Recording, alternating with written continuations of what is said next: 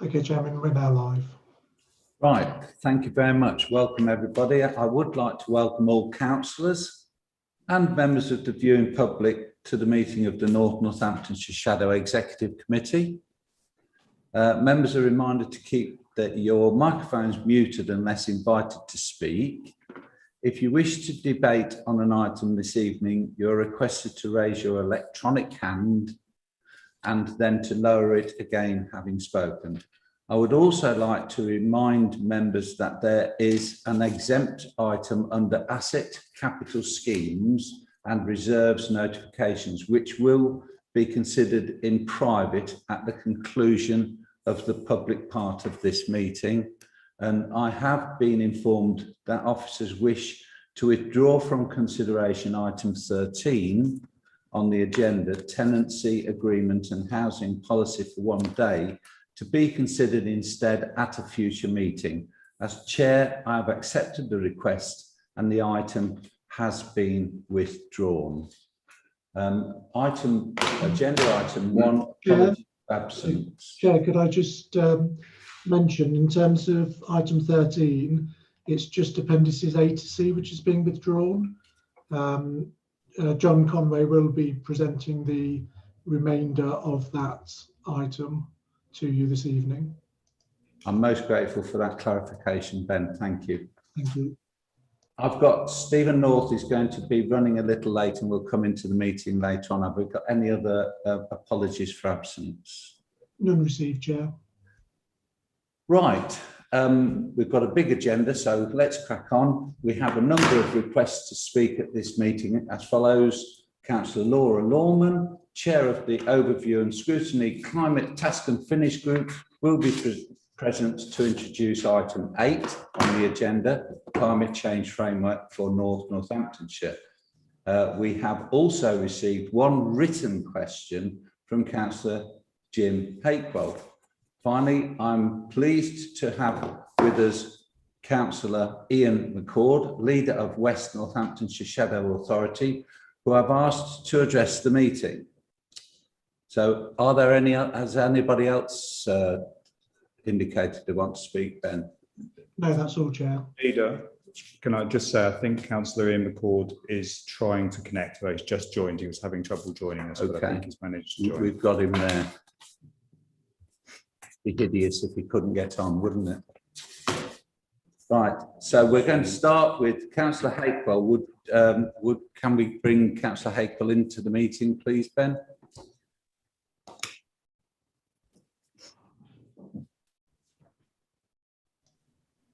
Yep, Councillor Hakewell is with us. Councillor Hakewell, would you like to read out your question, please?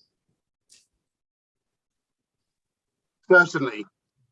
How many schools across Northamptonshire will have to close on election?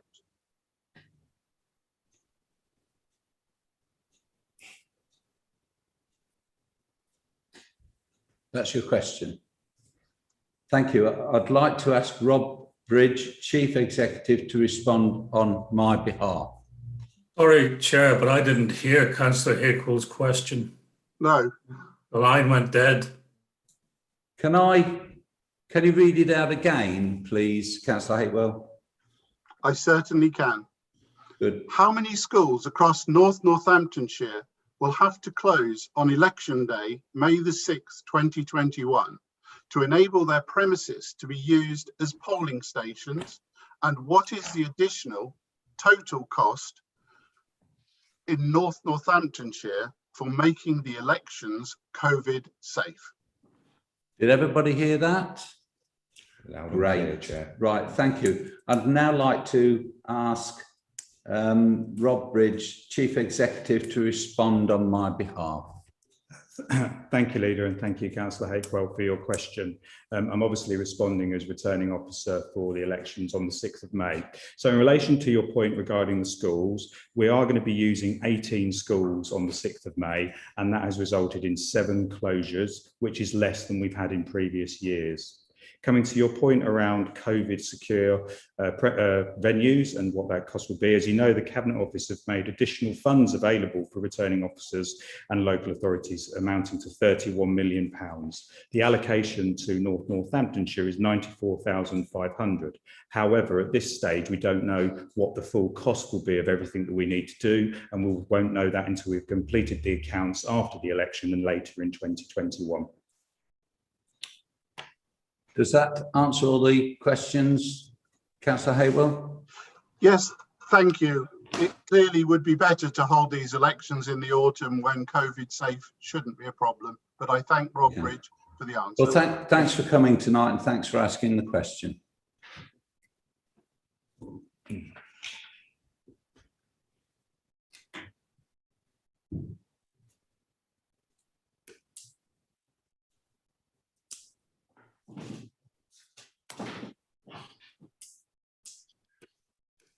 Could we bring in Councillor Ian McCord, please, Ben?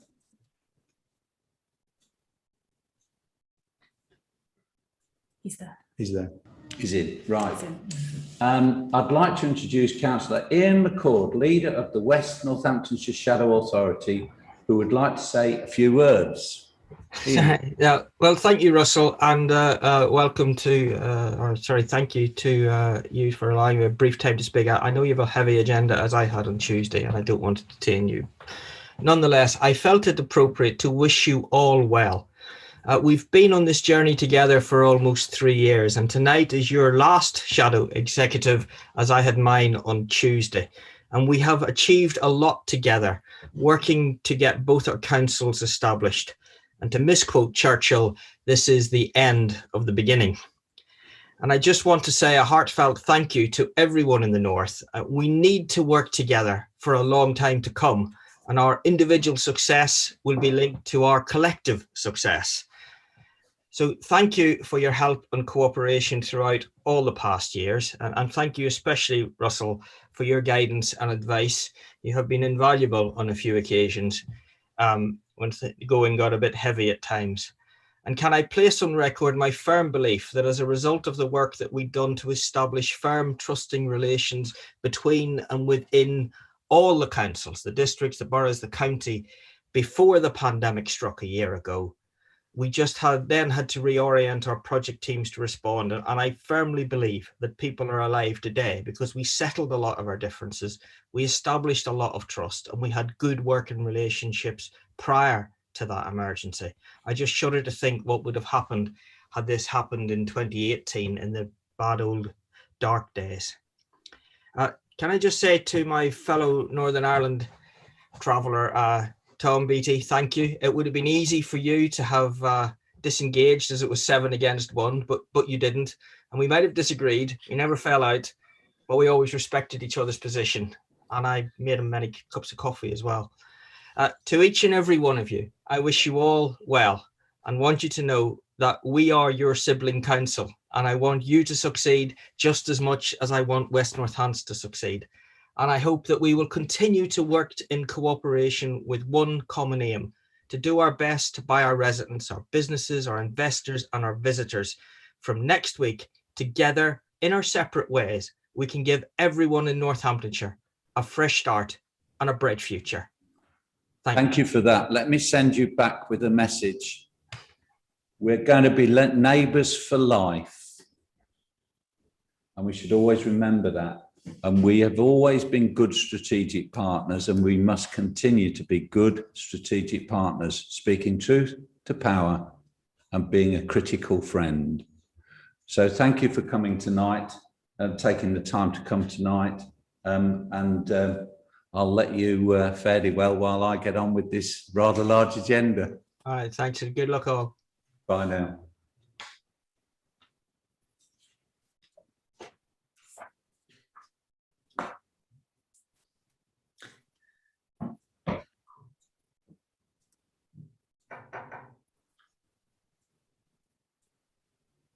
Yep.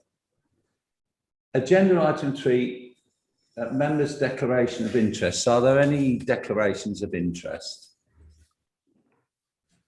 Okay, agenda item 4, minutes of the meeting held on the 3rd of March 2021. The minutes of the meeting held on the 3rd of March 2021 are set out on pages 6 to 10 of the agenda pack 1. Are there any other comments in respect to their accuracy? Could I have a mover, please? Move they be signed as a correct. Thank you. Second that, Chairman. And a seconder. Second that, Chairman. Thank you very much, Tom. Could I have a vote? Are you content with that? Aye. Aye. Yeah. Aye. Unanimous, Chair. Thank you very much.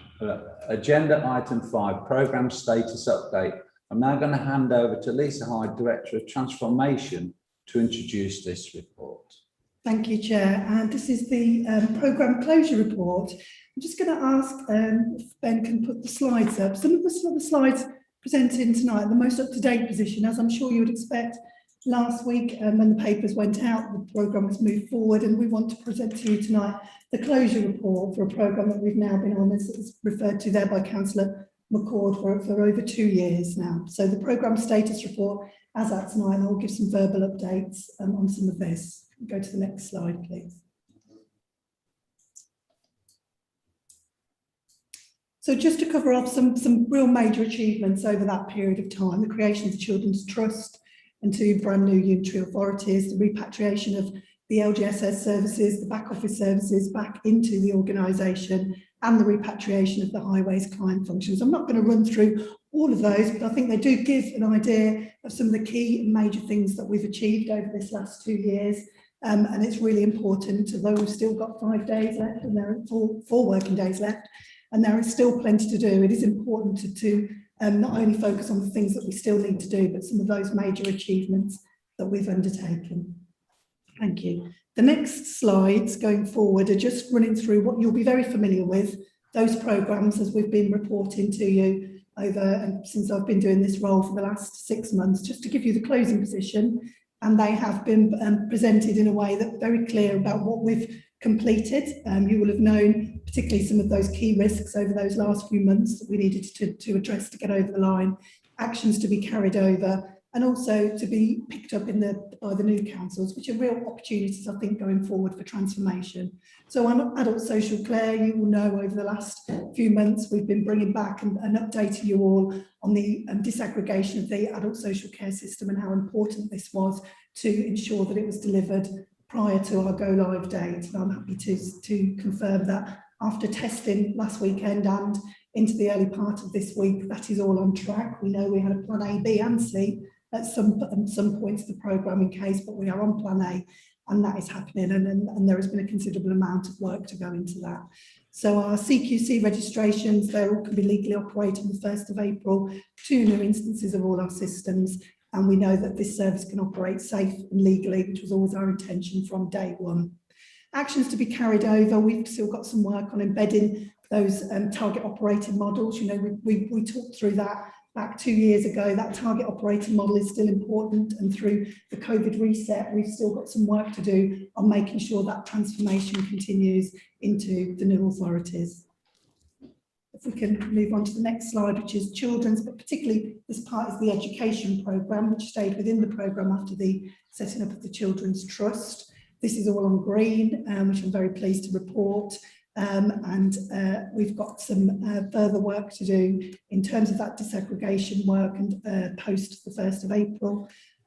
We've got some particular work around the agreements between the North and the West, and to support the disaggregation of those hosted services going forward, particularly because there are very specialist elements of this service where sometimes there's only 1 or 2 staff across the county delivering that service. It was much harder to disaggregate across the North and West, but we're moving forward with that. And as I say, that whole programme is on green for the 1st of April. The larger of the programmes, the corporate programme, which is the next slide, is a significant amount of work. And when I go on to talk about the critical deliverables on a later slide, many of the last critical deliverables that we need to do relate to the corporate programme of this. So that's all of our enabler services that we need to take forward. So things like your branding, HR support, all of those things were in the corporate programme. Our data protection impact assessments that we've been working hard on and are still working hard on through these last few weeks. And the inter-authority agreements that you will be familiar with. So just to say, we've got about 55, you'll see on the later side, 55 what I call critical deliverables still in this piece of work, but 35 of those can't be done until the very last couple of days because of the legal requirement for them to be in place for the 1st of April. We can't do those until next week. So a significant amount of work still to do in the corporate programme, but I'm satisfied that we will get there. And as we've closed down, as you see, those other programmes that were on green, we have now managed to move those resources into this corporate programme to ensure that we get the resources required to get over that final line.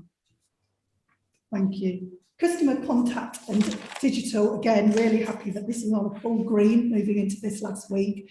I think this was a programme that we started very early and didn't change through the reset, and have had really good engagement both with members and with members of the public because of the parts of this programme around the website, the intranet, good staff engagement with this, the IVR and the voice response. All of our testing's been done. We've done some testing of the beta site over the last few weeks with staff to make sure that's all in place. And we've demoed the websites to some of our shadow executive members have seen those. So I'm really comfortable that on day one, our website and intranets will go live. As you will be aware, they are umbrella sites, and the geographic websites behind, although that branding will be removed, you will be going through into those initial sites, and over a 2-year period, they will be, the actions to be carried over will be that we will decommission those sites over a 2-year period and move them into operating against our target operating model for the North going forward. Thank you. Links quite closely to the ICT programme and making sure that the ICT programme is on track. We have 2 new instances of our enterprise resource Gold that will go live at the beginning of the new year. Our new instances of income management systems.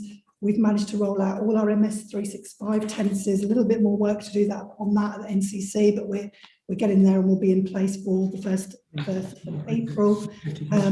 Actions to be carried over. The Capital One education system rolls over to be delivered mid-May. That was always in our sights to be post-April because the online admissions run through to 19th of April. So we were always online to be over, but we're looking at around mid-May to set up the 2 new instances, North and West, for that.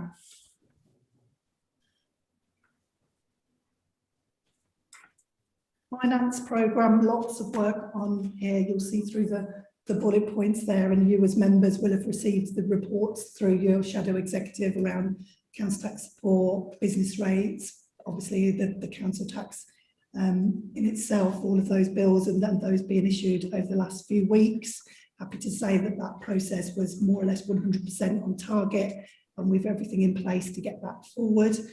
We've still got the implementation of the district and boroughs month-end reporting process, which is carried over into the new ERP. And obviously, as sovereign councils, the accounts and the finances still need to be closed down through through the summer up to September of the year forward. So that's a piece of work. The closure of those final accounts for the sovereign council is still a significant piece of work to be done. Place North, again, happy to say that doesn't close. This programme has made good progress and against its critical actions to achieve safe and legal status. Again, there are a significant amount of critical deliverables here that can't take place until the 31st of March. So as you'll see, there are some signage and things around us that will need to be removed around branding and legal changes to be done at that last minute. We've got some actions to be carried over around fees and charges, policies. We've got options appraisal documents that members will have seen through for potential services for waste going forward, and transfer of the fleet to the 2 North and West authorities, and rebranding so that we can make sure that all of our buildings in the North are accessible to both our staff and to members going forward.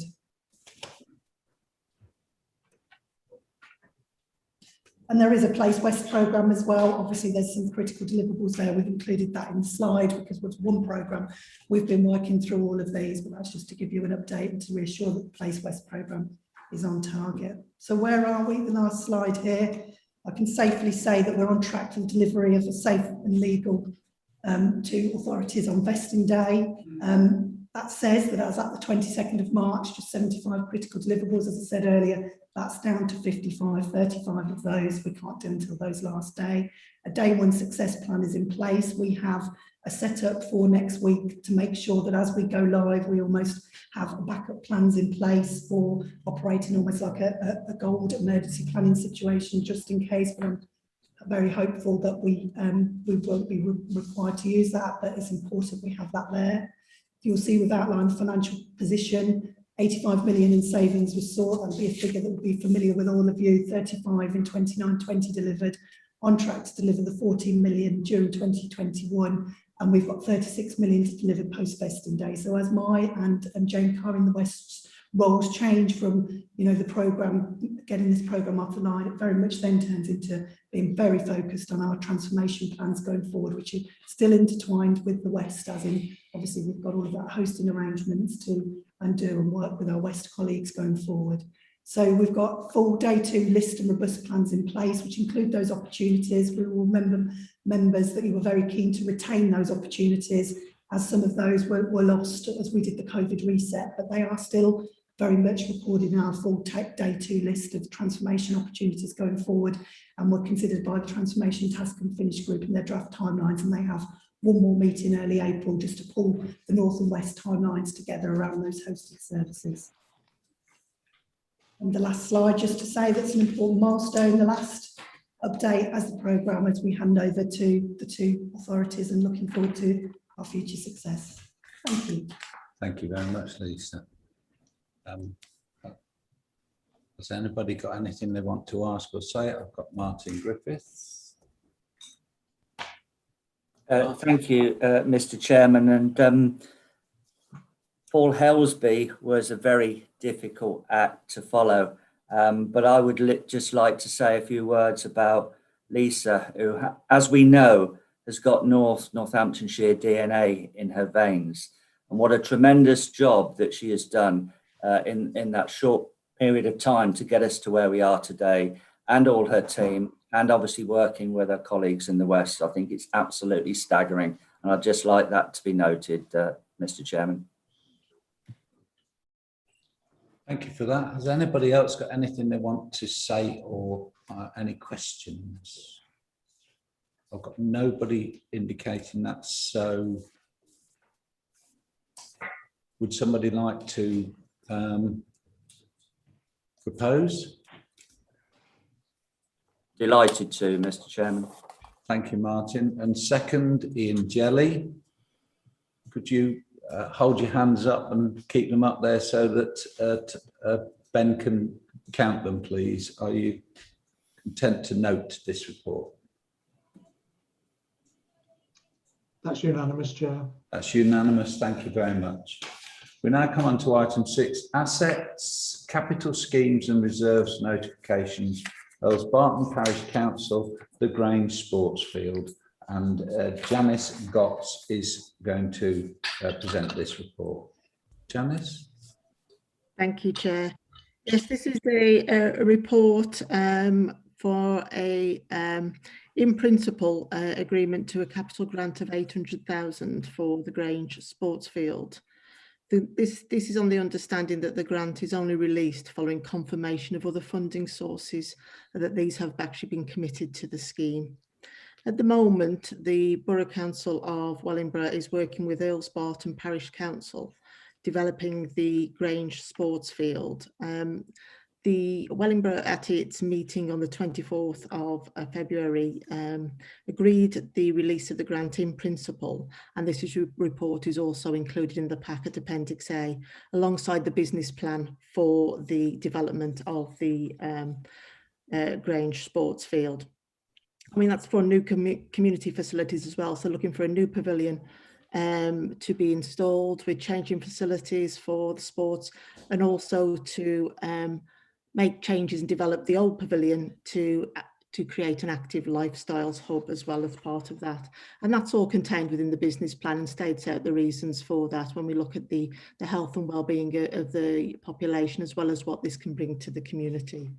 The overall cost of the scheme is 3.4 million. It's being funded from a variety of sources, which includes funding of about 0.6 million from Earls Barton Parish Council, 740,000 for Section 106 receipts, a Football Foundation grant of 1.1 million, as well as other grants of 135,000, alongside this 800,000 from the Borough Council of Wellingborough. So I think one of the key things though probably to note, and it is also within the business plan, is when the negotiations take place with the Football Foundation, they are very interested in the match funding that the local authority is able to provide, as well, to encourage them to also invest, which we see quite often on a number of schemes. So as I said, the funding is not entirely confirmed yet, hence the agreement in principle to the 800,000. So that's it. Thank you, Chair. Is there any other comments? Thank you very much. Has anybody got anything they'd like to say, or any questions they'd like to ask?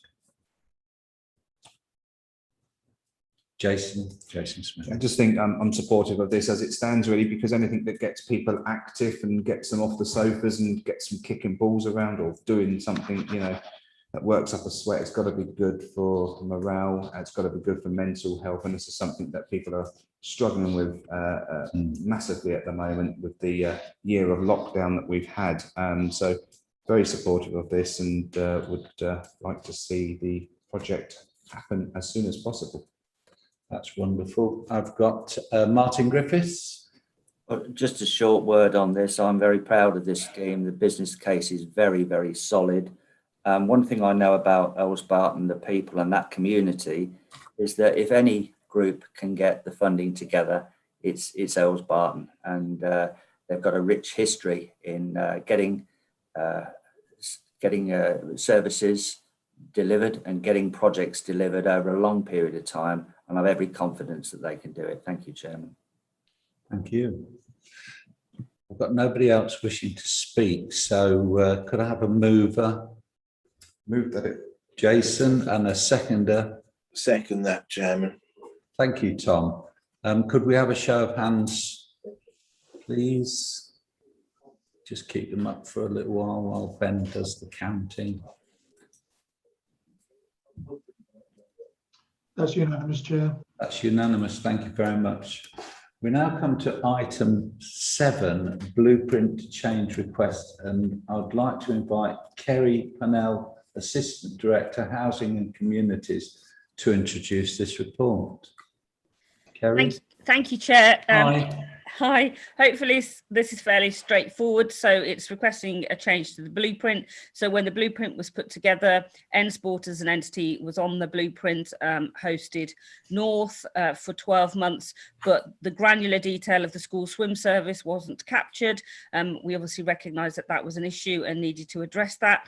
Just for context, the school swim service has sat with NCC for a number of years, but has been delivered by N-Sport whilst N-Sport was within the county council. And when N-Sport spun out into an independent company in October, the staff in the school swim service weren't tupied across because there's a number of terms and conditions and long-standing staff within that small team, and there were issues about pension liability and other factors that needed to be taken into account, and also the impact that COVID has had obviously on the leisure sector meant that the service hasn't been operating very much in the last 12 months. So NCC took a decision to continue to retain the staff, not to tupi them across, but to allow N-Sport to sort of oversee the delivery of the service. So to make sure that those staff are accounted for in the creation of the 2 new unitaries, the proposal is that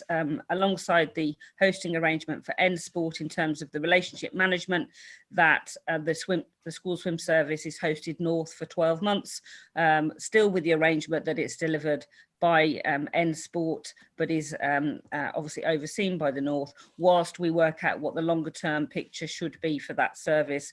Just to note that school swim is responsibility of the schools, so schools are duty bound to make sure that their pupils have access to the swim service, but they obviously have a choice about how they access that. Some do it directly into the private sector market or to leisure providers, but others come to the school swim service. So happy to take any questions, Chair. Right, thank you for that. Kerry, has anybody got anything they want to say about this? Any questions? Okay, you said it was going to be a quick one, so can I have a mover, please? Wendy Brackenbury moves. Who would second this? I've got Tom Beattie seconding it. We have a show of hands? The recommendations are on page 29 of the agenda pack 1. Keep your hands up so that Ben can count them up. That's unanimous, Chair. That's unanimous. Thank you very much. We now come to agenda item 8, Climate Change Framework for Northamptonshire. And we welcome Laura Lawman, who's going to speak to us. Tom, you've got your hand up. Did you want to say something before we moved on? Yes, please, Chair, if I can beg your indulgence, just quickly. I realise before we get too far into the agenda that I didn't actually vote on the minutes of accepting the minutes of the previous meeting. I think it was because I was still in a bit of shock after what the nice things Ian McCord had said about me. So I just wanted to let you know that I didn't vote against or abstain on those minutes. I just forgot to put my hand. I'm sure Ben will make a note of that, and I'm most grateful, Tom, for letting me know. I do appreciate that. Yeah. Right, we're now going to ask Laura Lawman, who's going to join us to present this report. Are you out there, Laura? Yes, I am. Good Hello. evening. Hi. You have the floor. Thank you very much. Good evening, Chairman, members and officers. I'm delighted to present to you the report of the Task and Finish Group, Climate Change.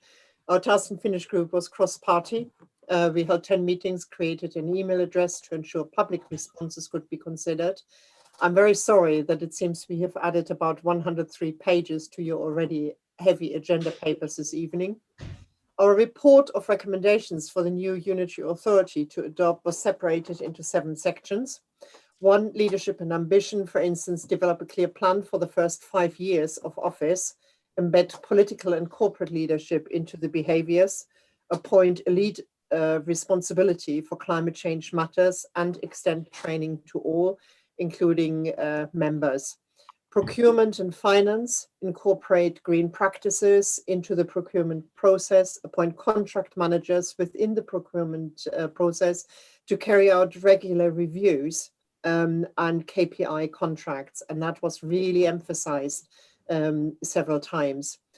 3 is resource management and our own housing, lead by example, reduce carbon emissions from the new authority owner state, unify waste services, consider setting up, for instance, an anaerobic digestion plant in North Northants, and unify the food waste collections. Very importantly, improve housing standards of the existing housing stock. 4, planning, transport, energy, natural and built environment, climate change to be at the heart of local plans and must be based on robust evidence. Prioritize cost-effective actions, transport, and so on. Continue to focus on green and blue as in river infrastructure. Work with the River Ice Initiative, the River Nen Regional Park to improve areas. Lobby government to ensure environmentally important schemes like electric charging points, solar panels, and so on are incorporated into new build by law. At the moment, it is a huge loophole.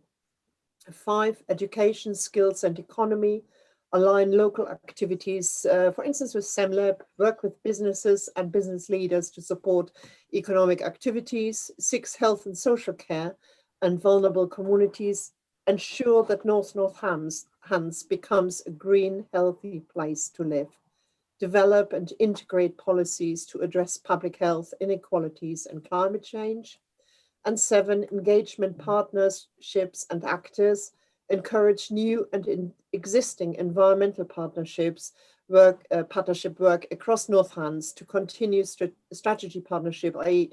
say Northants local partner nature partnership. These are just a few points that I've picked out from the complete set of recommendations for your approval, and in the hope that the document will be handed over to the new unitary authority when in place to commence work. I'm fully aware that not everything can be implemented immediately, and some of the recommendations will have high cost implications. It should, however, not stop us from thinking very seriously about how we can help shape the future for all of us. And with that, I rest, Chairman. Thank you, Laura. Thank you very much for that. I've got Jean Addison that would like to speak. Thank you, Chair, and thank you, Councillor Lorman and the Task and Finish group for this excellent piece of work. And thank you also for including people from outside the council to have some input into this, because, Chair, it's the future for the next generation and generations beyond that. And I think it's got to be at the very heart of our council going forward. Thank you. Thank you very much, Jean. Has anybody else got anything they want to say? Yes, I've got Ian Jelly. Yeah, thank you very much, Chair, and thank you, Laura, for this report. I'd like to commend the Task and Finish group on this report. It's very, very comprehensive. It covers a huge amount of work, and I think it's vitally important that the new council takes this on board. It's important for all of us, wherever we are, that we promote climate change and make sure that we have the minimum impact on our residents and on the community. So I'm very supportive of this report and very happy to propose this for approval, Chair. It's a really good report. Thank you very much. Thank you. I've got Jason. Yeah, thank you, Chair. Excellent work by Councillor Lorman and her team of individuals that have done this. It's a very ambitious plan. However, it's all very achievable if we have the right mindset and the will to set out from day one to do this. Decisions will be made around climate impact, I'm sure, and that needs to be the golden thread as we go through all of our decision-making processes to ensure that we think very carefully and consider the impact that our decisions and any of our actions have within the environment. So well done, Laura. Absolutely fantastic piece of work. Thank you very much. I would just like to pick up the golden thread idea that Jason's just spoken about. He said that more than once, and I do like that idea of a golden thread running through everything we do. Has anybody else got anything they would like to say about this? Well, I've got Ian Jelly saying that he wants to propose it. Have I got a seconder? I've got a seconder in Jean Addison. Could I have a show of hands, please?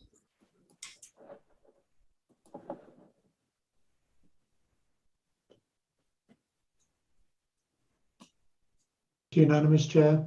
That's unanimous. There we are, Laura. Unanimous. Thank you, Chairman. Before I go, may I please extend my most grateful thanks on behalf of the whole Task and Finish group to our officers. I have written to Rob Bridge and Martin Hammond, and I hope it's been passed on to all those people who were involved, because without their assistance, without their background work, we would have never, ever been able to achieve this. So thank you very much. Thank you very much. And we do thank you very, very much for bringing that report to us.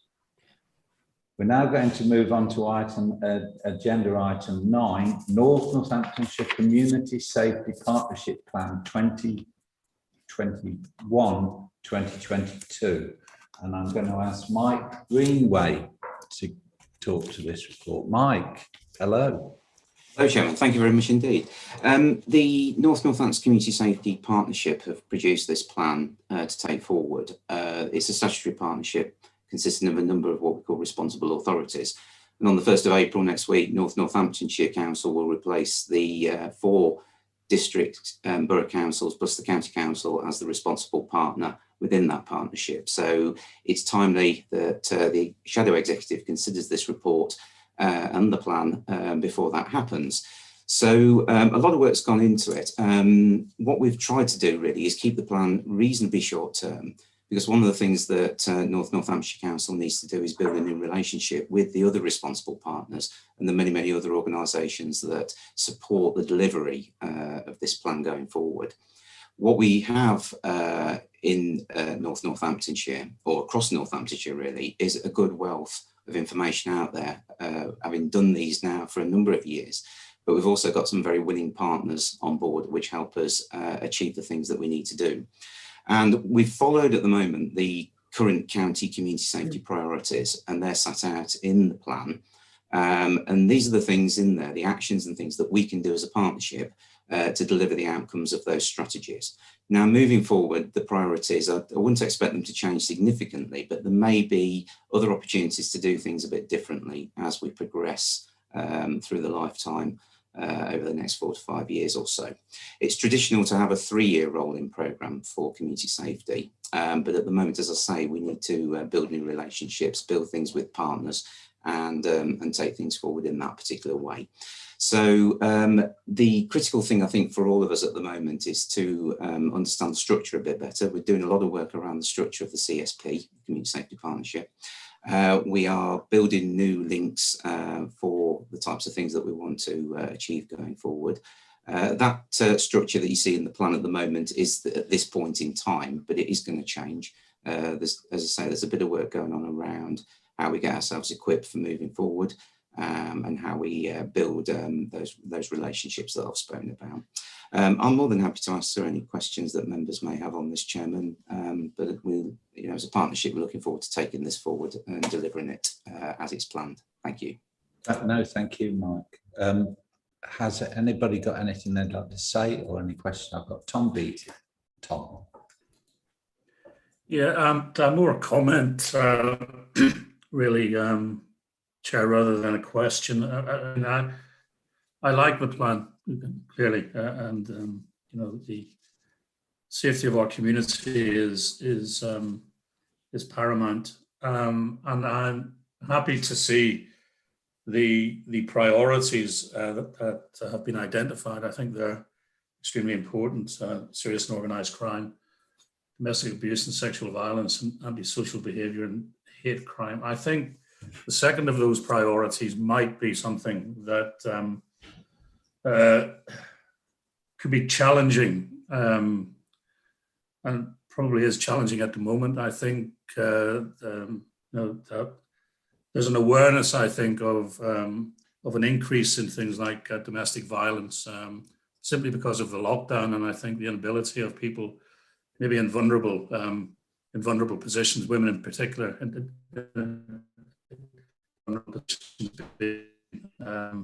to escape from that. And I think that needs to be a focus for this plan going forward. And I'm glad it's been identified as a key priority. I think it will continue to be for some time. But I'm very pleased to see the plan. Thank you.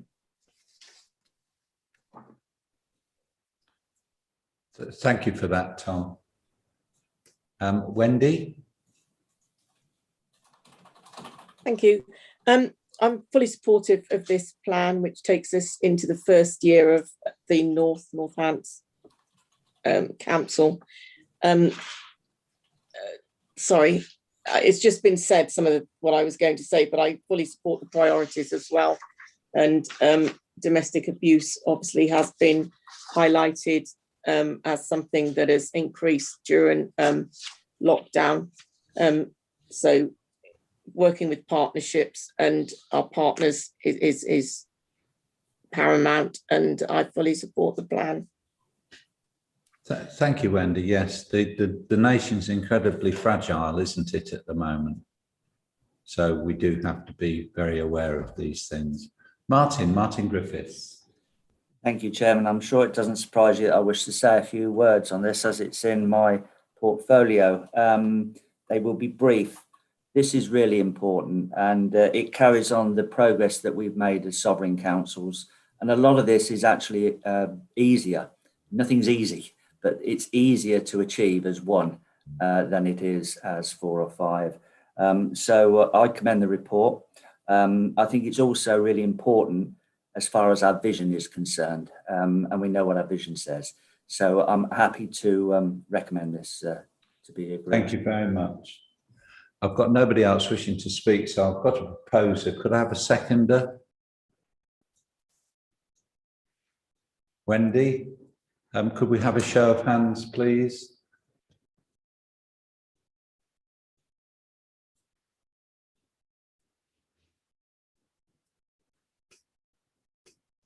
That's unanimous, Chair. Thank you very much. So that's unanimous. We now come to item 10, business continuity management policy and strategy. I couldn't get it out then. Business continuity management policy and strategy. And we've got Beth Gordon who's going to talk to this thing. Hello, Beth. Hello, Chair. I think actually Ian Smith's going to present. Right, I've got it wrong. I do apologise, Ian. I apologise, I've missed you out. Thank you very much. So this report, Chair, seeks approval of the Northamptonshire Business Continuity Management Policy and Strategy. This is a statutory report that's required under the Civil Contingencies Act 2004, which places a statutory duty upon us as a council to have a business continuity plan in place. The purpose of that is to prioritise services and activities so we can continue to perform those services and activities in the event of any emergency or disruption, and to seek to fully recover those services to normality as soon as possible. So the purpose of the document really is to set out the framework of how business continuity will be delivered in North Northants, to provide us with that organisational resilience at the time of a disruptive event. It details the aims and objectives and the scope of business continuity within the organisation, and it sets out the generic roles and responsibilities for the various functions of the plan within the authority and the governance of business continuity. The policy and strategy document, in terms of how it's put together, follows the Business Continuity Institute's good practice guidelines. So it's divided essentially into 2 parts. The first part is the policy section, is why we have to do it, and the second is the strategy section, is sets out how we do it, and the corresponding report provides that overview. I think the only thing I'd want to add to that really is to say that the policy and strategy document does include a list of business continuity priorities. These have been taken from the existing North District and Borough Councils and the Northamptonshire County Council. So this list is really a starting point, and it will be used for the basis of the work programme and to identify the existing scope. However, there clearly will be a detailed business impact analysis process that's undertaken as part of the ongoing work, and that will determine a comprehensive list for the new authority of the likely future priorities, which will clearly be subject to future approval. So thank you, Chair. I'm happy to take any questions, and I have got Beth Gordon here accompanying me tonight on this report and the next report, who inputted to the authoring of the documents. Thank you. No, thank you. Has anybody got any questions for Ian and Beth? If not, could I have a mover, please? Happy to move that, Chair. Jason Smithers moves and Tom Beattie seconds. Could I have a show of hands, please?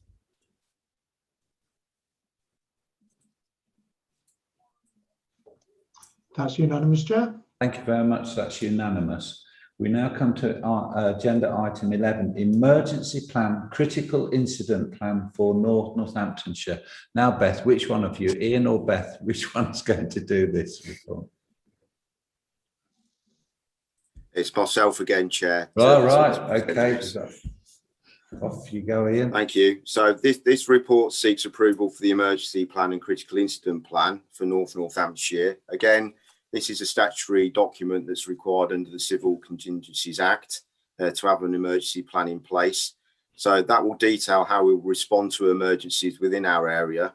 The council is designated as a Category 1 responder under the Act. So it has certain responsibilities in relation to emergencies, which are clearly set out within the report. So the emergency plan is detailed within the report at Appendix A and sets out our responsibilities that we will put in place and the arrangements and how officers will actually respond in the event of an emergency. So it sets out what the respective roles are of officers within the council in responding to emergency events. It also sets out the roles of partners, other organisations in the community when an emergency occurs. So this service is a hosted service for the first year by Northamptonshire 4 West.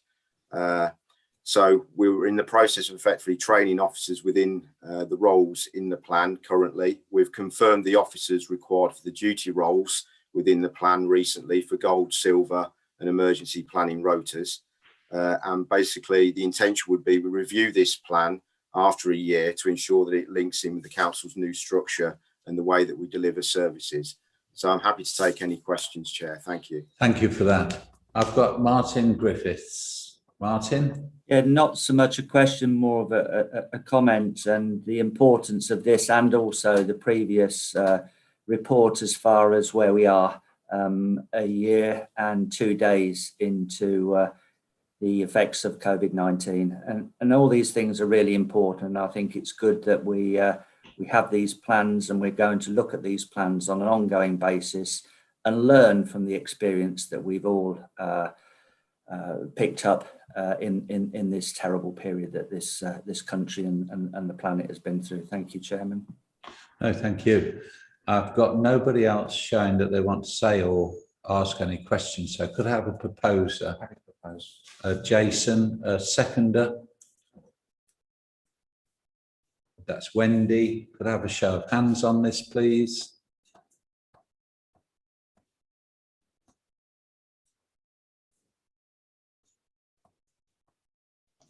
That's unanimous, Chair. Thank you very much. Thank you, Ben, for that. We now come to agenda item 12, joint enforcement policy.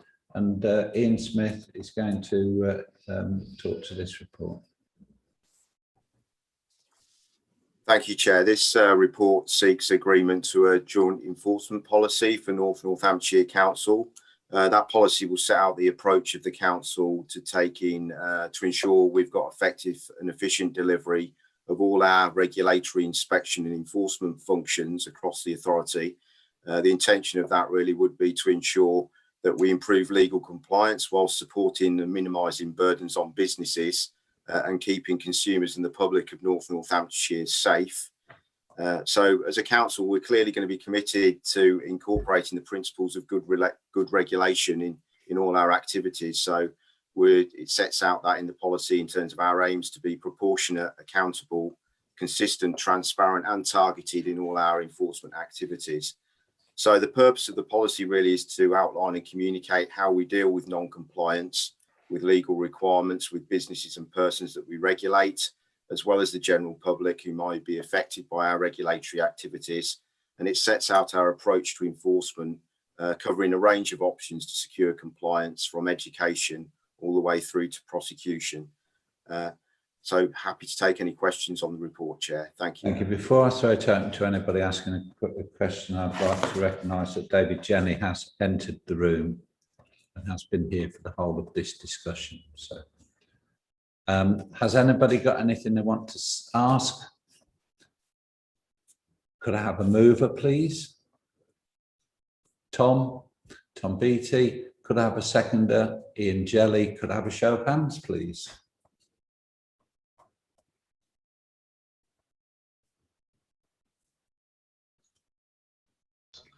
That's unanimous again, Chair. Thank you very much. That was unanimous. Agenda item 13, as already been said, has been withdrawn. So we go straight to item 14. Leader, I don't think the whole of agenda item 13 has been withdrawn, is it? No. That's correct, Councillor. Do beg your pardon. So John, it's bound to happen at some point tonight. Tension's over. I've made the mistake. John Conway's going to introduce us. John, I do apologise, John. How could I even attempt to cut you out? Over to John. Thank you, Chair. This report sets out a number of draft policies for the new council's housing and community service. However, before I describe the remaining policies, I should explain that 3 of the draft policies in the report have been withdrawn from consideration this evening. And this is because they contain a number of significant changes for council tenants, and specifically in the Corby area. Therefore, it's been decided that further consultation with tenants and elected members should be undertaken before these particular policies are submitted to the Executive Committee for approval. So those policies are the tenancy policy, the tenancy agreement, and the aids and adaptations policy for council tenants. So turning to the remaining policies, there are a set of 4 policies relating to homelessness. And as members know, although housing options teams across the 4 sovereign councils are required to deliver a service in accordance with statutory homelessness legislation, their approach to service delivery can actually vary significantly on a day-to-day basis. So in order to align policies and procedures across Northamptonshire for day one, we've developed new policies in 4 areas. These are the use of the Homelessness Prevention Fund, how we use and allocate temporary accommodation so that it meets the needs and the requirements of homeless households. Thirdly, the Private Rented Sector Access Fund, where we provide some resources to help people get private sector tenancies. And the final policy relates to how we discharge our homelessness duties, whether that's through a direct let of social housing, through a household bidding on keyways, or helping them get access into the private rented sector. So these policies, if adopted, will be a good first step in aligning our existing practices across the 4 housing options teams, but will also be a significant step in transformation of the service. Turning now to the second policy, the private sector housing policy. Northamptonshire Council will be required by legislation to set out its criteria for awarding housing grants. And this is what the draft private sector housing policy aims to do. So the grants described in the policies include the mandatory disabled facilities grants, where we're required by statute to provide. And these help pay for adaptations so that residents can remain in their homes where this is the most appropriate option for them. Secondly, discretionary disabled facilities grants. This is really to make up for holes in the existing provision for disabled facilities grants. So, for example, the maximum disabled facilities grants £30,000, and that hasn't been uprated since 2008.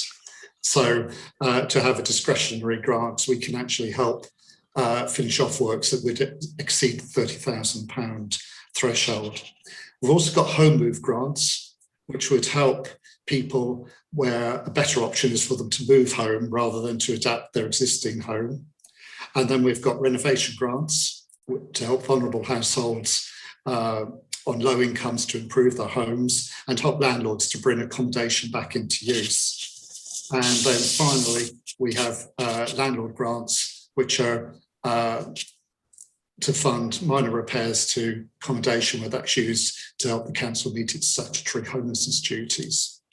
So apart from that, we've also described in the policy other processes that private sector housing teams operate, such as the work in empty properties, in licensing houses of multiple occupation, carrying out immigration inspections, and providing support and practical advice for tenants. So thank you, Chair. I'm very happy to answer any questions. Thank you, John, and I do apologise for that glitch at the beginning. Very important work. Tom Beattie. Yeah, thank you, Russell. And John, thank you for the report. Can I just ask on the elements of the report that have been withdrawn because of the need, I think, to consult here in Corby because of significant impact upon Corby residents. How long is that consultation likely to take? And is it likely that a further report will be brought back to the shadow executive, or will we be waiting until the new unitary council is up and running? So just a question on timetable and how that might pan out over the next few weeks, please, Russell, if you don't mind. John, would you like to cover that one, please? Thank you, Chair. Yeah, the intention is actually to bring a report to the first meeting of the Executive Committee after the elections. So we see the consultation taking place between the elections and that first report. Is that okay, Tom? Did you want to come back on that? No, that's fine, Russell. Answers my question. Thank you. Jean? Thank you, Chair. And again, it's on Appendix A. I've spoken to Councillor Bob Isles about this report, and he's, I think he tried to ring John to discuss it with him. It's just a suggestion, if I may, Chair, that in Corby we found it very beneficial to have a mandatory induction session for all new tenants. It helps them understand their responsibilities and the role of the council as well, Chair. So I wondered if that could be considered. Chair, yeah, in fact, we do a similar process called welcome meetings in Kettering. So I think it'd just be a matter of aligning the two processes. And we found those really, really useful in that we build up trust between the council and tenants. And tenants, you're aware from day one of their rights and their responsibilities. And we've found since welcome meetings, and I guess the same in Corby, have been introduced, that our rate of tenancy breakdown in the first year has actually diminished significantly. Thank you for that. Does that help, Jean? Thank you. Martin Griffiths? Thank you, Chairman. And there's a bit of a theme going here, because I think this is really important. And I'm extremely proud of the progress that Wellingborough has made in the last 4 or 5 years on these issues, and I'm sure that my colleagues in the other councils are equally as proud as the progress that they have made. And it's something that our housing teams have been working together for some considerable time. So this is the next natural step, and we can adopt best practice across the whole of Northamptonshire and really tackle these important issues that affect every single one of our residents' lives. Thank you, Chairman. Thank you. I've got nobody else showing they want to ask a question or make a statement. So could I have a proposer, please? And that's Jean. Jean Addison proposes. Could I have a second? Martin Griffiths second. Could I have a show of hands, please?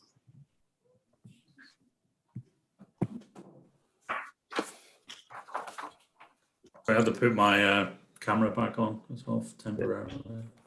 Got you there, Tom.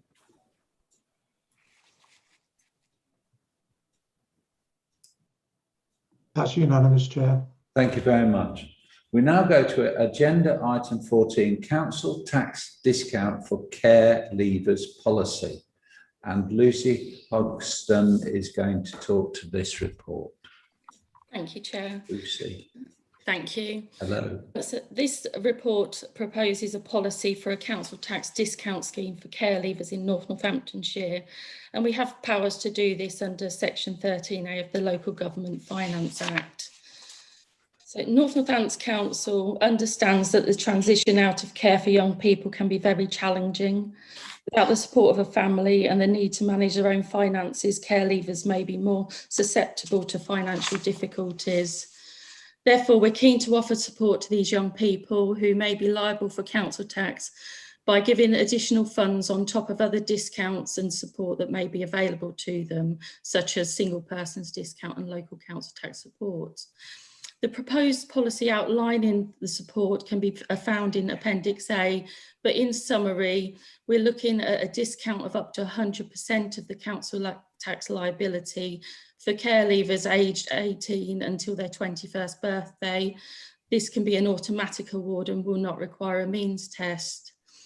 We'll also look at a discount of up to 100% of the liability for care leavers from their 21st birthday to their 25th birthday.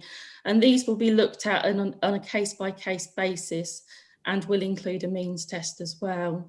And the rationale of the two-stage approach is to prevent a cliff edge at 25. So if for 7 years we were awarding full 100% discount, you know, we don't want that drop off of 25 when we withdraw the whole amount. So we recognise the importance of supporting care leavers, but also building self-reliance and not a dependency on financial support. With regards to resource and financial implications, we had a snapshot of information provided by the Children's Trust, and it shows that we're responsible for 161 care leavers aged between 18 and 25. 47% of these are liable for council tax, so we can look at for this scheme. And of these, 26 are already in receipt of council tax support, so we could look at topping that up as well if need be. The estimated cost for the scheme in 21-22 is around £25,000, and this is based on the data that we were provided, and we did quite in-depth analysis on it, so we could give you a good estimate of the figure. It would be funded through the general fund, and there'd be no impact on the tax base. Preceptors are not obliged to contribute towards the scheme, but we've had conversations with the Police and Crime Commissioner, and they're happy to contribute towards this, like they do with their split towards the council tax. So that would be around 3.6k. Therefore, the cost to North Northants Council would be about 21.5k. The scheme would be administered by my Revenues and Benefit team, and the applications would be supported by officers from the Children's Trust, and obviously we'd liaise with the teams there to put a good process in place that we would follow. So for the community, the proposed policy seeks to support the council's local offer for care leavers, so it's in addition to what we already offer. Happy to take any questions. Thank you, Lucy. Thank you for that. And now, just before I go any further, I'd like to welcome Stephen North in and say that I am aware that he was in for the whole of the debate of this matter. And we'll go to Wendy, who's got a question. Wendy. I haven't got a question, Chair. I've got a. I just wanted to say that I welcome this report, which offers support to our care leavers. And as we would like to support our own children as they move into adult life, I particularly like the two-stage approach, which, as Lucy has said, prevents a cliff edge at 25, offers support without creating dependency on financial support. So I just also like to thank Lucy for the work she's done on this. Thank you. I've got Stephen North. Stephen. No, thank you, Chair. It's been said. I was going to say a similar thing. Thank you. Right. Thank you, Stephen. Good to see you. Ian Jelly. Yeah, thank you very much, Chair. Very happy to support this report. Excellent work, Lucy, on doing this. I think it's vitally important that we support these carers. You know, they're some of the most vulnerable groups in our society. And I think it's important that we do this and help get them on the right path going forward. So very supportive of this. Thank you very much, Chair. Thank you. I've got nobody else at the moment showing that they want to speak. So could I have a mover? I'm happy to Ian move, Jelly, Chair. and a seconder, Jean Addison. Can we have a show of hands?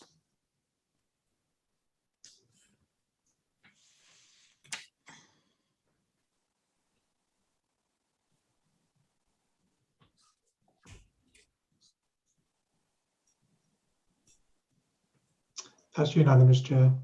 There we are, Lucy. It's unanimous. Excellent, Well done. thank you. Right, we now come to agenda item 15, Northamptonshire Children's Trust Business Plan. And I would just like to say before I hand over to Kathy Hadley, who's going to talk to this report, welcome to Colin Foster and welcome to Julian Worcester, who I believe are in the room. Councillor Roberts, I think it's Colin Foster who's going to present this report. Is it? I think it is. I'm glad you've told me that. Colin, are you out there ready to do that? Thank you, Chair. Yes. Hi, I'm here. Colin. Good evening, Chair. Good evening, all. Also joining me on the call, as Councillor Roberts said, is Julian Worcester, the Chair of our Trust. Also, Andrew Tagg, who's our Director of Finance and Resources. So we're all available for any questions after just a quick trot through the business plan itself. I have to say, being relatively new to Northamptonshire, I've just been really struck by the passion and commitment of all elected members to improve things for children, young people and families. And I'm really pleased to be presenting this on the back of a decision to the exemption for care leavers for council tax. I think it's a real statement of intent of the council, and most welcome. And I know it will be certainly welcomed by care leavers themselves. I'm just going to share my screen if that would be okay. And so I can show a very brief overview of the business plan itself, and then happy to take questions, but I assure you this won't be death by PowerPoint, and it will be over. I'll get through it in a reasonable time, but just wanted a bit of time just to talk through things. So thank you for your patience. The Children's Trust business plan is for 1 year. The reason it's for 1 year is that was an agreement made between the Department for Education and Northamptonshire County Council. As I know there are many colleagues on the call who are involved in business, etc., and it would be remiss of any organisation not to be thinking 3 to 5 years ahead. And I want to assure you that that is happening, and this is what we're required to do, and we're not allowed to make it any longer time period. So we're doing it like this, and then there will be a further one coming to the executive before Christmas, and that will be a 3-year business plan as per the agreement between NCC and the Department for Education. So I hope that contextualises things a little bit. For further context, this slide that you can see now just gives it's a broad idea of how the relationship will work between Northamptonshire Council and Northamptonshire Children's Trust. So you can see on the left there that effectively in children's services there are 4 main functions, and everything else fits within those 4 main functions. And those functions tend to be education, special education needs and disabilities, children's social care, and early help. And so in effect, what that means is that Northamptonshire, through Cathy as your Director of Children's Services, your Joint Director of Children's Services, will be the lead for education and special education needs and disabilities. You will also commission the Trust to deliver children's social care and early help on your behalf. And that's a commission arrangement. But please do be reassured that doesn't mean that the Children's Trust sits over it and doesn't get involved in education and special education needs and disabilities, because it's core to what we do. And as our partnership is evolving, I'm really positive about the future, how we improve outcomes for children, young people and families. So moving on to the logo itself and the business plan, this logo was designed by children, young people themselves. In fact, Councillor Brackenbury and I were just on the corporate parenting board, meeting the young person who actually was involved in designing it, attended the board. And so I know he was very pleased that this was included in the business plan, but that was with designers worked with children and people who are in care. So it's a really powerful piece of work. Our vision, which is on the logo but it's clearer here, children, young people and families at the heart of all we do, in every action we take and every decision we make. Our commitment to children, young people, this was developed with them. Is what we do today affects your tomorrow, and we promise to walk side by side with you. It's really powerful when you think about that, that every decision that's taken affects the future of the child or young person that we are working to support. Our outcomes framework is under that, which, as you would expect, there's performance indicators, etc., that sit under that. And the conditions for success is how we operate as a system, how we work in partnership, how we work with each other, how we support and develop our workforce, etc.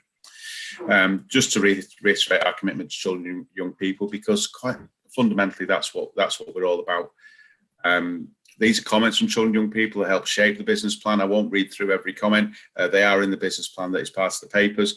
But it's just reflecting on that. Most of us have a hard time with the one life we have and just want someone to help us through. And that's that we've got a real moral responsibility to do that. At the bottom of the slide, you can see, please be the best corporate parent you can be. And the decision on council tax is certainly part of being the best corporate parent you can be. And it'd be wonderful to see. And I know there's colleagues working on this around, apprenticeships for care leavers within all of our organisations, how we support work experience and how we engage in mentoring schemes. So lots of exciting work to come on that.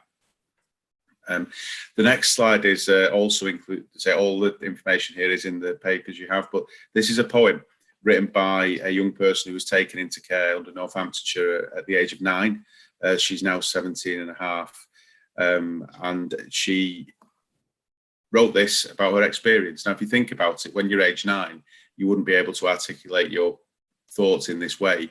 So, because of her just commitment, and I've met her and she's a wonderful young person. Also the work with of the social workers and the support team to enable her to unpick her thoughts, created this. So I'll just leave it there for a moment.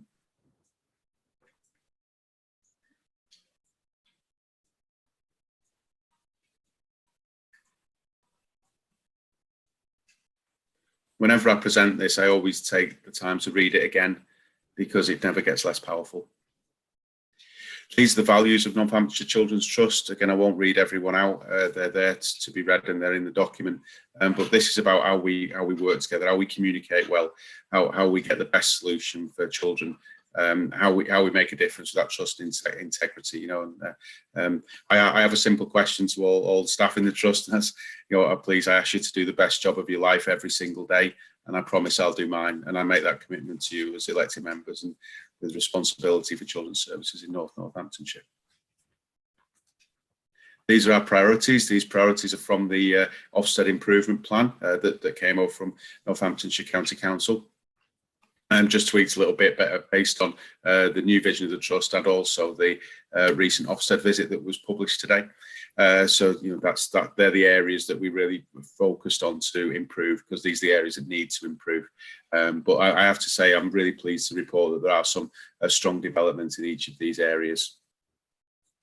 This is, I won't go into this in detail. This is just an overview of the structure. It's in the business plan. So if you ever think, oh, do I need to talk to you about this? Well, you can, and obviously I'm always happy to be contacted. And that's why we do it, because it really matters. And these are pictures with consent of children, young people, and our staff across Northamptonshire. So there we go. That's the end of my brief presentation, Chair. And Julie, Andrew, and I are happy to take any questions. Thank you for that, Colin. Important stuff, isn't it? We do a lot of important things in our life, but being a corporate parent is right up there. I've got Martin Griffiths. Martin. Thank you, Chairman, and thank you for that, Colin. And this is the second time I've seen this presentation today, and but I didn't get to say a few words at the health and wellbeing event this morning. I've saved it for tonight. Now, I don't always listen to Radio Northampton, but I did this morning, and I listened to a report about the recruitment campaign and our aim to get 100 social workers. And I also listened to a lady called Stacey that was interviewed, and fantastic. And I must be getting quite emotional these days, because I did get very emotional when I listened to her speaking. And you know, what with that and the poem, you know, it really is quite moving. And I take the responsibility of being a corporate parent very, very seriously. And I'm sure that all of our councillors in Northamptonshire will do. I also think the strong message that you gave, that you would speak to applicants personally, and I think that is absolutely fantastic. That's what we want to achieve in Northamptonshire, and certainly we want to achieve in Northamptonshire. So I just wanted to thank you and Wendy and all the team for the tremendous progress you have made. Thank you, Chairman. Thank you, Martin. Jean. Thank you, Chair. I've got the privilege of being a governor at Pen Green Children's Centre and Research Centre, and you know, Chair, it's got a worldwide reputation for good practice. It most certainly has, Jean. It has. I'm very proud of it. Not that I should be, but I have really good positive feedback to give to the trust, because certainly from communication, they said it's the polar opposite of what's happened before. So please pass on our thanks to your team, Colin. Thank you. Wonderful. I'm sure that will be passed on.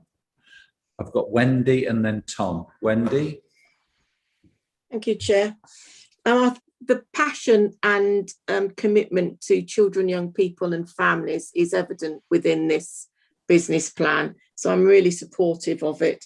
And as Colin said, I was pleased to be able to meet one of the young people that had designed the logo. I mean, that's something that stood out when I first read the plan, and I particularly like the logo. I think it's sort of striking. So it was very good to be able to meet one of the young people concerned. And I like our commitment what we do today affects your tomorrow. We promise to walk side by side with you. Again, that was produced together in partnership with children and young people. So I think the commitment to working and listening to young people, children and young people and families is there within that business plan. And I really like it, as do the Department of Education, by the way. Thank you, Wendy. Tom Beattie. Thank you, Chairman. I agree with everything that's been said so far, and I'm very pleased to hear what Jean has said about Pen Green, because rightly we are very poor. I mean, I watched Colin's interview on the television a day or so ago. I didn't hear the interview. So the television interview was excellent. I thought it, presented a really positive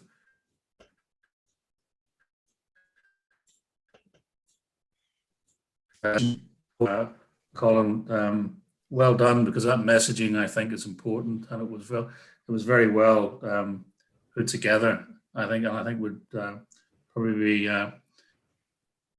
that children's services are in good hands. Thank you. Thank you, Tom. I've got nobody else at the moment, nobody else wishing to speak. So could I have a mover, please?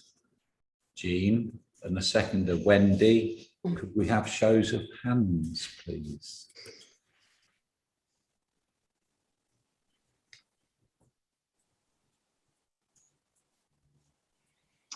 That is unanimous, Chair. So it's unanimous. We're going to walk side by side with you. We now come on to item number 16, Children's Trust Joint Arrangements.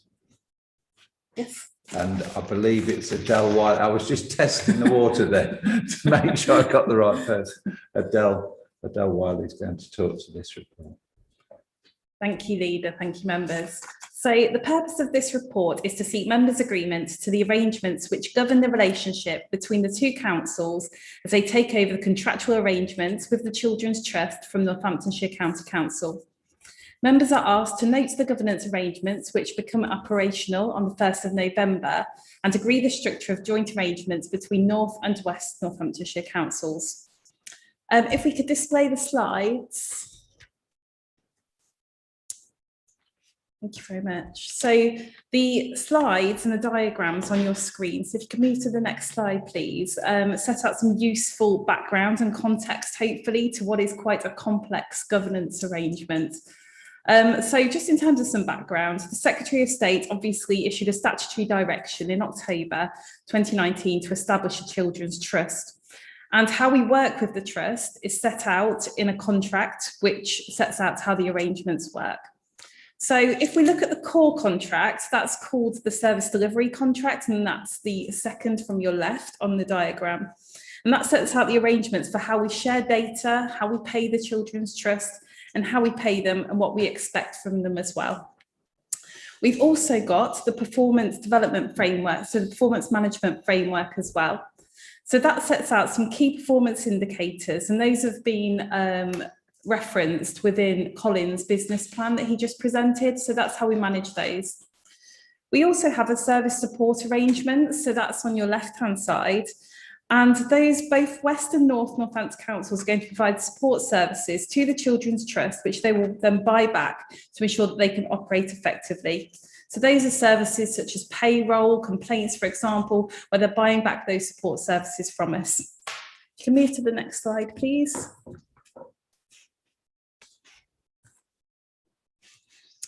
Okay, so the contract also sets out the governance arrangements that we have in place.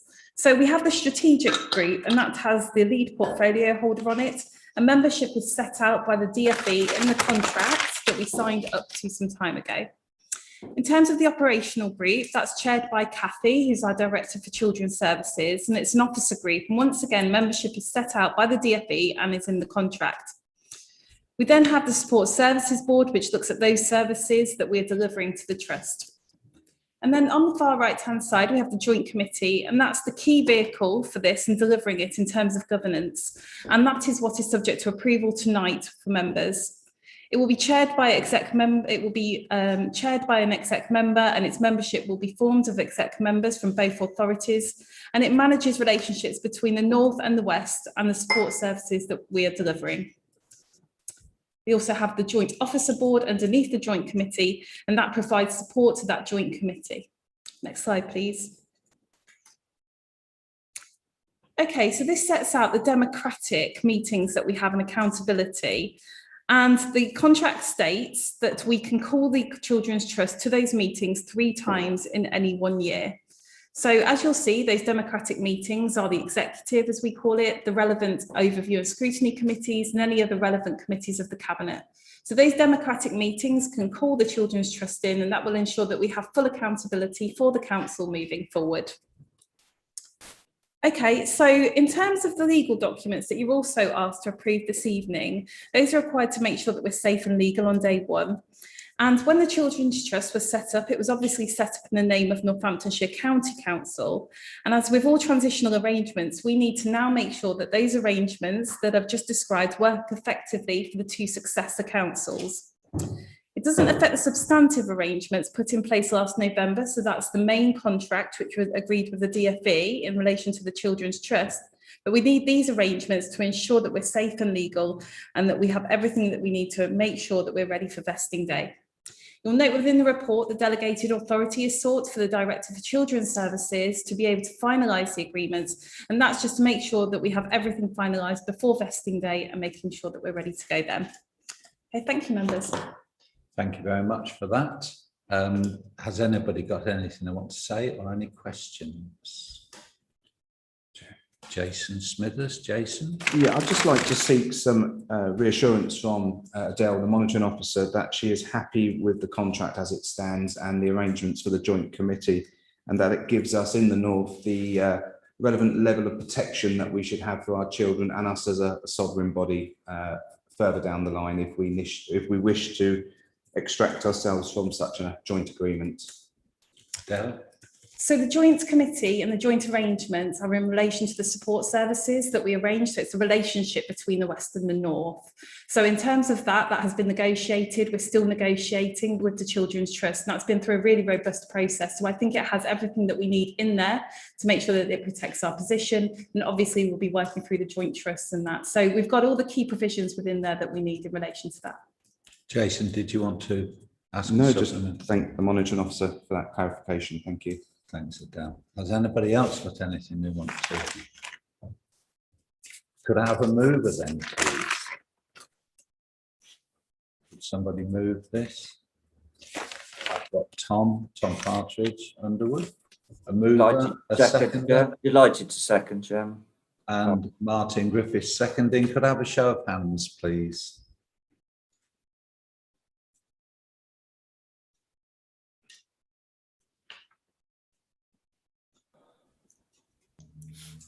That's unanimous, Chair. Unanimous, thank you. We now come to item 17, which is equality framework. And I believe Emma Freeman. Emma is going to talk to this report. Thank you, Chair.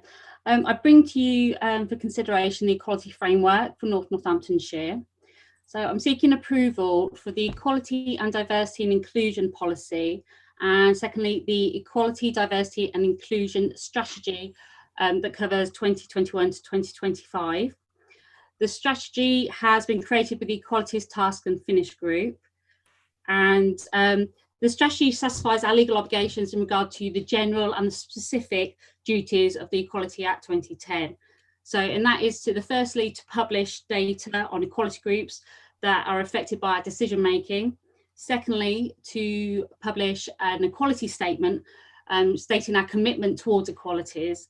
And thirdly, to publish equality objectives that improve inclusion, equality and diversity for both our workforce, the residents and for people in our care.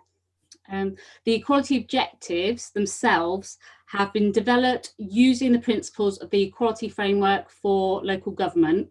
And we've done this so that we can make sure that when the corporate and the service level action plans are developed from the equality objectives, that we're going to be progressing Northamptonshire up the levels of the equality framework for the local government, so improving.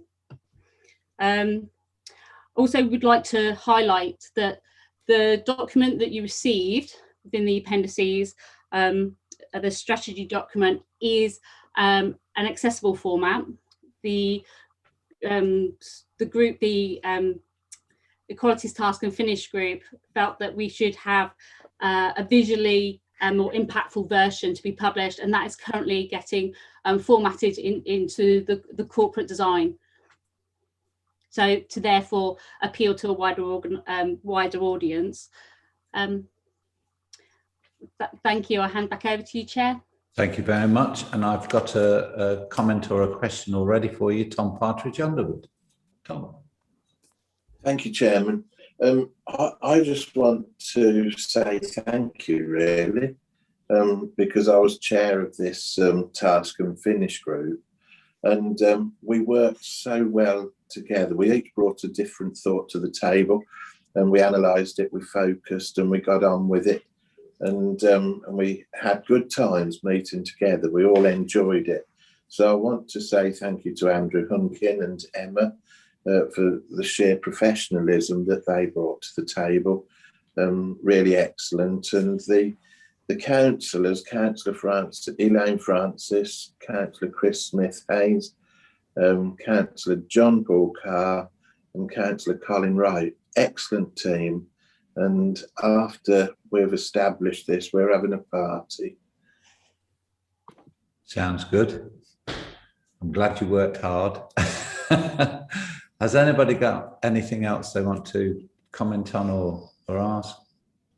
Tom, I'm assuming you'd like to propose this.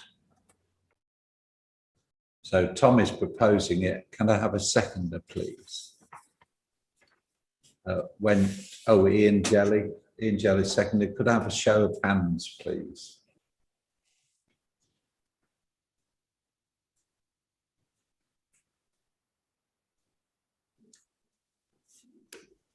That's unanimous, Chair. Thank you very much. That was unanimous. We now come to item 18, shared service arrangements. And I believe that Adele Wiley is talking to this report. Yes, she is. Yes. Thank you, Leader. Okay, so members will recall that in August 2020, a draft blueprint was prepared which set out how the services from the predecessor councils will be brought together and how in particular county council services will be disaggregated and combined with the district and borough services to create 2 new functioning councils. On the 24th of September 2020, the Shadow Executive Committee received the detailed blueprint, and since that time, the Future Northants programme has been working to deliver the blueprint. In subsequent reports to the Shadow Executive, members have approved changes to the blueprint, and these have been captured in the final list, which is shown within Schedule 1 of the Administrative Agreement. As set out in previous reports on the blueprint, some existing NCC services will be hosted by one of the 2 new councils and provided to the other council. Hosting will continue for a stated period until such issues or barriers can be resolved and support a split at an earlier point. There will also be some services which have been identified as being lead authority. That means that one council will deliver a service on behalf of both because that is the most efficient and effective way for those services to be delivered. On the 12th of February 2021, I advised the Shadow Executive of the proposed governance and legal arrangements that would give effect to the blueprint and will govern the shared services between the councils from the 1st of April 2021. Members agreed that those services identified as being delivered through either host or lead models will be managed through the establishment of a joint executive committee, which will be made up of executive members of both authorities, and supplementing that there would be a joint officer board which would be made up of officers and would support the committee whilst also making decisions at an operational level. To ensure that day-to-day decisions are able to be made in an efficient and streamlined way, it's also appropriate that individual officers within the authorities receive powers delegated to them by both councils. So following approval by the Shadow Executive on the 12th of February 2021, significant work has been undertaken to draft the agreements appended to this report and ensure that the governance framework is in place for vesting day that will enable service delivery. That has resulted in the suite of documents attached, which provide detailed arrangements. So there are three elements to the inter-authority agreements that you have in front of you. The first is an overarching agreement, which we call the administrative agreement, and that includes standard boilerplate clauses, which will apply to all shared services, regardless of whether they are host or lead. The agreement is based upon good faith and partnership between the authorities and is entered into with the aim of providing excellent and cost-effective services to residents. However, it does set out important key terms such as dispute resolution, length notice and termination arrangements, data sharing and insurance and indemnities. These are to ensure that Northamptonshire Council is protected in signing up to this agreement. There's also termination provisions, so it includes a 12-month notice period to terminate the agreement, and there's a detailed exit strategy as well included within the schedules to enable transitional arrangements to be agreed should any party wish to terminate. The administrative agreement has a number of schedules which are set out within the report, and you can see them in front of you. The governance there's also another arrangement, which is the governance arrangements agreement, which sets out the terms of reference for the joint committee set up under section 102 of the Local Government Act. In conclusion, members are asked to approve the described agreements and delegate authority to officers to enable us to finalise them prior to vesting day. What you will note as well is that there are service schedules included within the agreements, and you'll see that some are there just as precedents and templates. We're still working through those and making sure that they are ready there for vesting day, but members will note that there is delegated authority to enable those to get them over the line by the 31st of March. Happy to take any questions, Leader. Thank you for that. And I've got Tom Beattie and Stephen North. So Tom. Yeah, thank you, Chair. With what Adele has just reported, I'm happy to support. But just for information, I've been messaged, tried to watch this evening's meeting on YouTube, and I'm being told that it's restricted, so that the YouTube coverage isn't working. I'm being told by the IT technocrats here, they're indicating there is no restriction on it. So, but we will look into that, Tom. I can also confirm I've been following the entire meeting on my iPad, so it is working absolutely fine. Okay. Obviously, the councillor's got the wrong link. They're probably trying to watch Jackie Weaver's parish council or something. Thanks for bringing that forward, though, Tom. It's important we do reach out to everybody, as many as we can. Stephen North. Thank you, Chair. I'm just going to be a little picky, if that's all right. When would you ever be anything other than? It's just clarifying, Chair, because these are legal agreements. Absolutely. I do have a question or an issue with the governance arrangements agreement, it's Appendix B. Adele, you've said again today, quite rightly in my view, and in your report, and under 3.6, that the joint committee will be made up of members from the executive. Obviously, you've said that verbally tonight and in writing. In the governance agreement under joint committee, it doesn't actually say that at all. In fact, it's very, very poorly worded, in my view, Chair. 4.1, it just says the parties shall each appoint joint committee members to the joint committee. So it's a dreadfully worded legal document on that part, Chair. Just thought. Thank you for being our proofreader. That's been taken on board, and I'm sure that's going to be. I can confirm that. Yes, I will amend that. That's absolutely fine. Yeah, and the other point, Chair, is as much as we work very dearly with our colleagues in the West, and we'll work together going forward for those that are elected. I would have thought that we would have found venues, alternative venues, rather than holding all the meetings at Angel Square, as it says in the agreement. I'm not being funny with the West Chair, but it's a joint committee, and I think it would look much better actually if we alternated the venues rather than held all the meetings in the West, as it actually says in the governance statement. Let's just give you some words of comfort on that. Yes, that is the intention, that we would hold it in alternate venues. So that's a drafting error, and I will definitely pick that up. Yeah, delegated authority. Just to show I have actually read it, Chair. I never doubted it for a moment, but thank you for that. That's really good input. Has anybody else got anything they want to? Oh, sorry, Jason.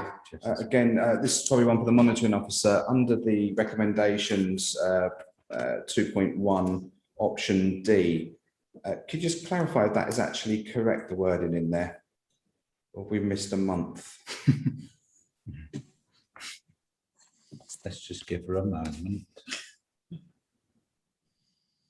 In terms of mine, it says delegate authority to the leader in consultation with the chief executive to finalise service schedules which shall be completed before the 31st. Service schedules that just needs adding in March. So just needs March adding, does it? Just needs March adding. Okay, thank you. That's good. That's quite awesome. I'm quite pleased that we've got sharp-eyed people looking at these things. Well done. Nobody else is indicating they've got anything to say, so can I have a proposer, please? Move that, Chairman. That's Tom Partridge Underwood. Seconder? Happy to second, Chair. That's Tom Beattie. Could we have a show of hands, please?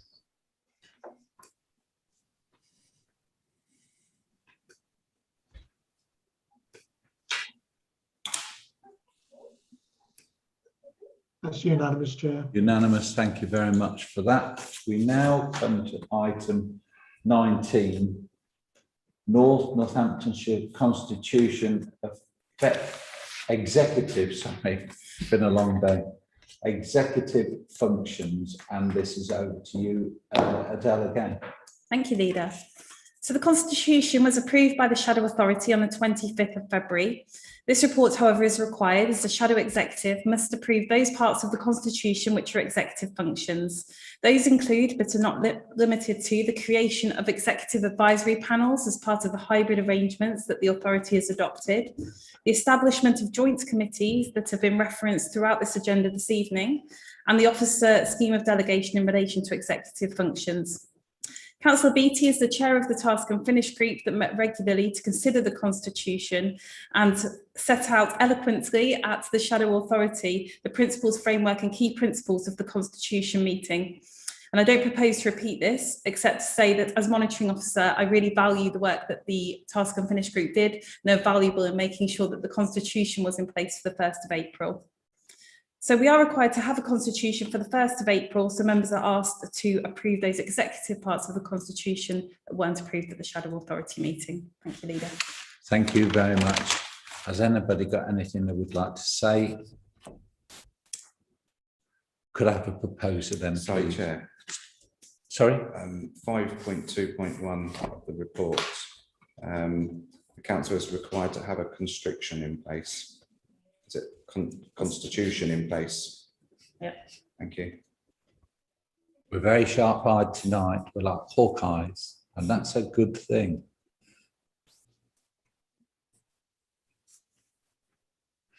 It would have been fun watching solicitors look into what it meant in years to come, though, wouldn't it? I'm sure it would have been picked up in the final sign. I'm sure it would. I'm sure it would. Jason, would you like to propose this? Absolutely, Chair. Thank you very much. Jason proposes it. Could I have a seconder? Tom Beattie is. Tom Beattie is seconding it. Could I have a show of hands?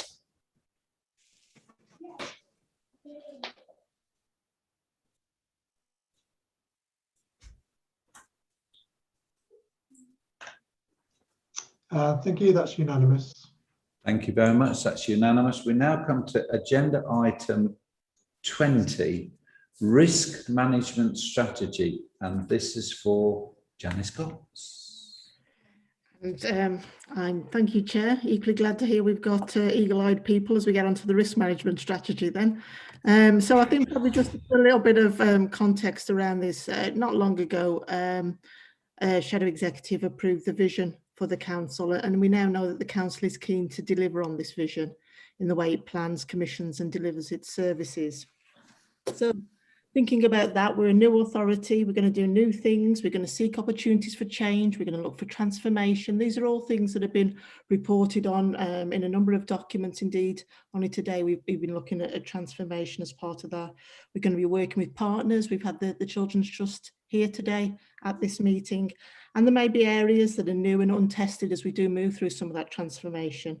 And we also know that resources are constrained.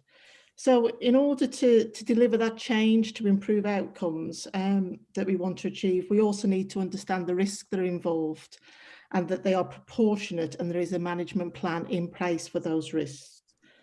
If we can't manage risk, then what we do tend to see is that we're not able to maximise the use of our resources, because we know if things go wrong, then failure often comes at a cost, both in terms of money and indeed reputation or trust for the authority.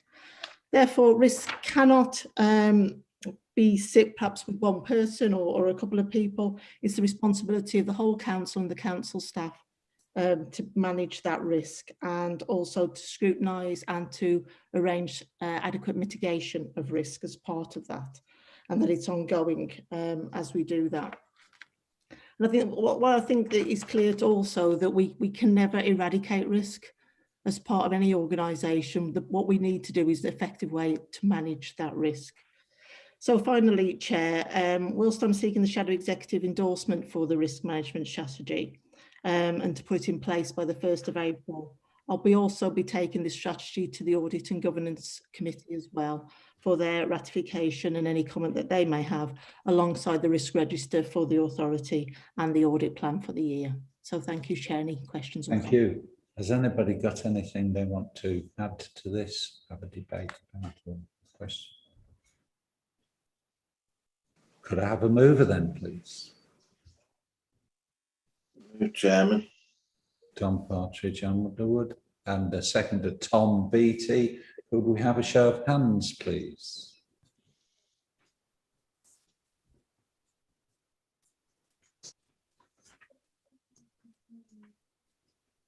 That's unanimous, Chair. Thank you very much.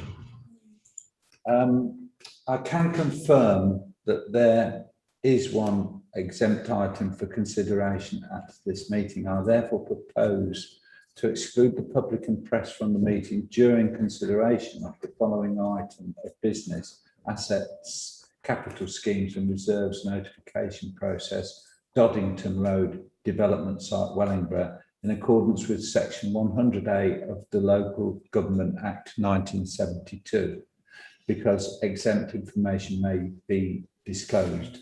Please may I have a mover? Be accepted, Jason Smithers, and a seconder. Second that, Chairman. Yes, Tom Partridge Underwood. Could I have a show of hands, please?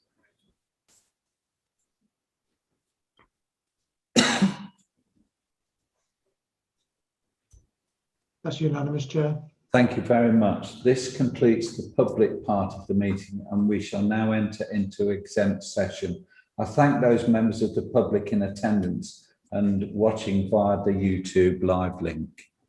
Good night to you all and stay safe.